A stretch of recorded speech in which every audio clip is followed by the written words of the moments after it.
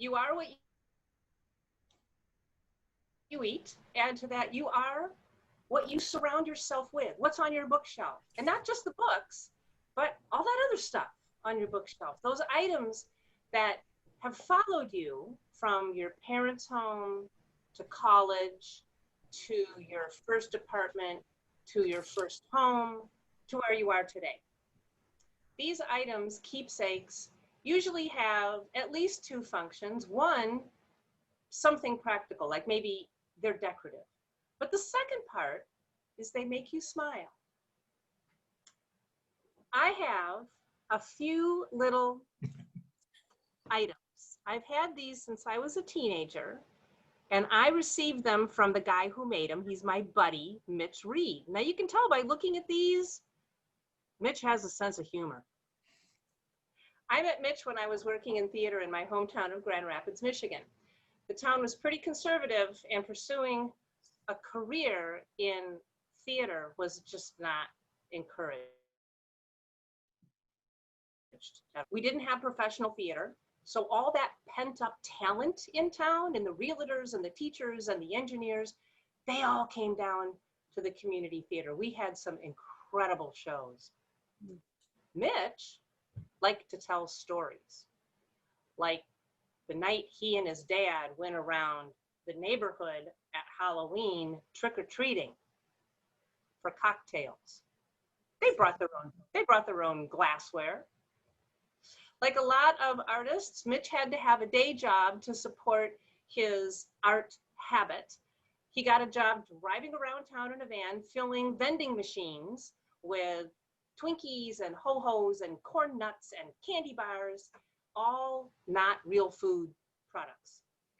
But Mitch liked to eat this stuff anyways, because he would say, artificial food gives you artificial fat.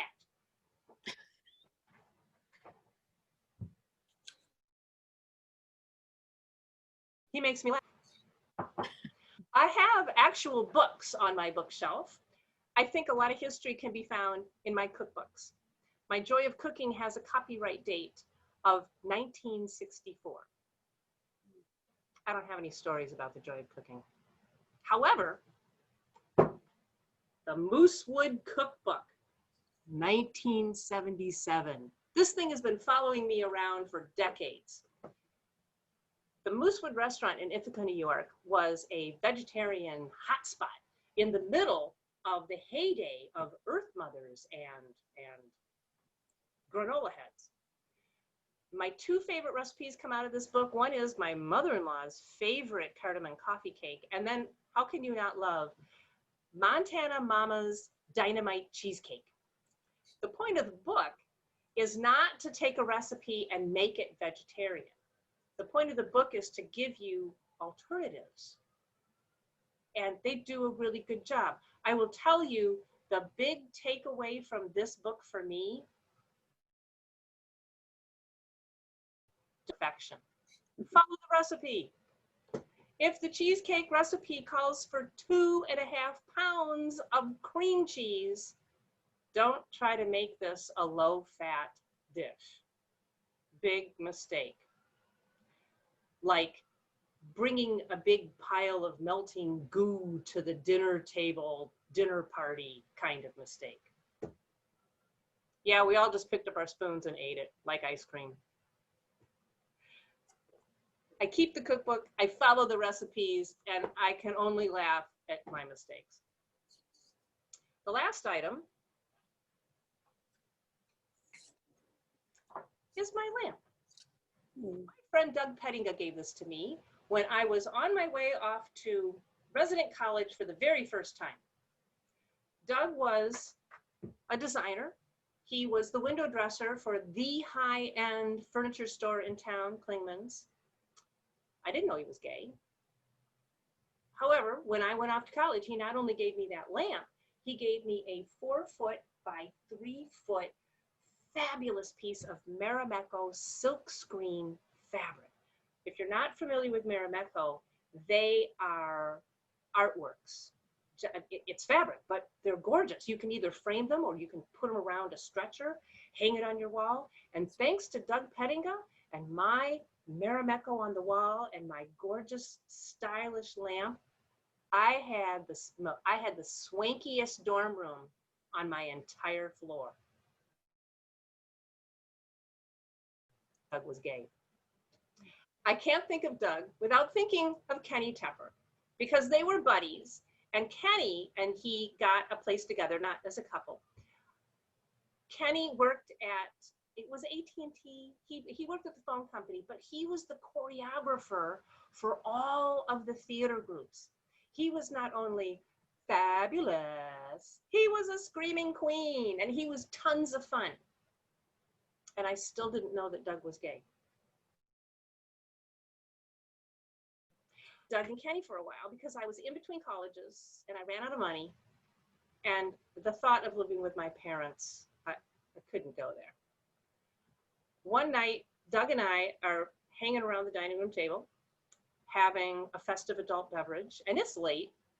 We hear Kenny come in with his date du jour, or maybe it's date de noir, and I hear the date say, "Hey, I thought you said there wouldn't be any girls here." And then the date and Kenny come in the kitchen, and Kenny says, "Oh, well, that's just Franny."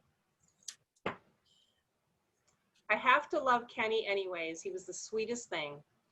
About a year later, I was getting ready to go off to resident college again. I'd given the big go away party. I terminated my lease, but my financial aid hadn't come through yet. I was getting nervous. And Kenny, what am I going to do? And he says, "Well, no, I can't. You moved somebody into my room." "Oh, well, then you can come sleep with me." Ah, that was so sweet. He doesn't even like girls. How can I ever give this lamp away when I have so many stories that go along with it? I am what I eat. I am what's on my bookshelves. I'm what I surround myself with.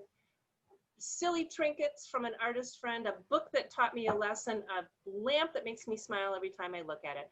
I only hope that you have as many things around you that make you smile for years and years. Madam Toastmaster. Thank you, Franny, for that trip down memory lane. I find myself, just as a slight aside, on that same trip as my parents are leaving New York and sending me things like this ceramic soap dish that I made in 1987.